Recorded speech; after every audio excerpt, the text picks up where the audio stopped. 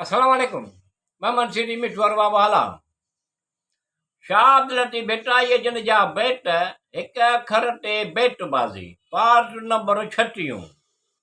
मुरतब मोहम्मद सिद्दीक मिठू और बाब हाला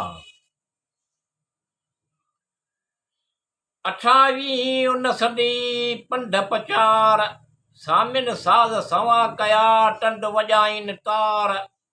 कन मडाई कान का मोचारा मणियार पाण पलीटीअ खां पले थिया ढुरियाई ढार अहिड़ी साख सचार लिका भूणन लोक में मोहबत जिन जे मन में फुर पियालो जन पीउ पियालो उञ जो उञ से उञ उठार उन्हू पाण प्यार उञ से उञ उझाया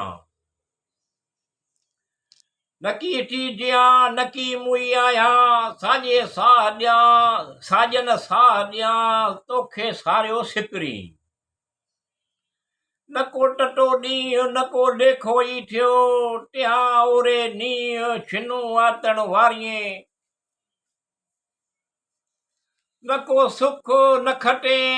न विया नए जेका अचे साम्हूं भाई सा सई मूड़ीअ कुह में जीअं सॼियूं राटियूं सुम्हे नेणनि निंडूं कनि भॻोवारस अखियुनि उझामियो बरनि टोखे सारियो सिकरी न से वऊण वणनि में न से काटारियूं पसियो बारियूं हीअड़ो मूंडूं लहे याद करियां जिन खे नकी विसारियां सरतियूं न सारियां ॻुझ करे उनखे यार सदाए सभु को जानी ज़बानी आहे आसानी कम पए कन पवे याद गुरु कन गोदड़िया पर बाज़ार बीठा पढ़न सूर सुभान जी पेर टह पेठा जे ला मुंह मेठा टे ला नशा चाढ़ियूं नीअ जा अगलनि खे ओॾो वहे खणंदा करे खॾ कहिड़ा जॾ जॾोई झूठ महदा जॾ ॾुखीअ टोए ॾुकार टोड़े वसनि मीहड़ा साहिब हठ सुकार हिन वस आहिनि हठड़ा अॻियां जी बनजे मुश्किल कीअं मंद आदम टिहाई ख़लकियो हूजा खणजे मझा खॾ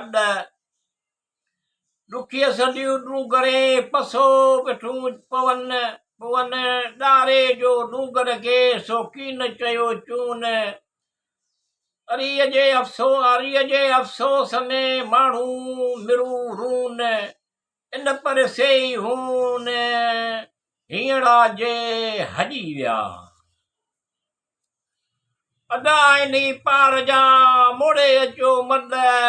गाफ़िली कुफरी एक न सुई सद ॾुखीअ सदियूं डूंगरे ओछगारूं अचनि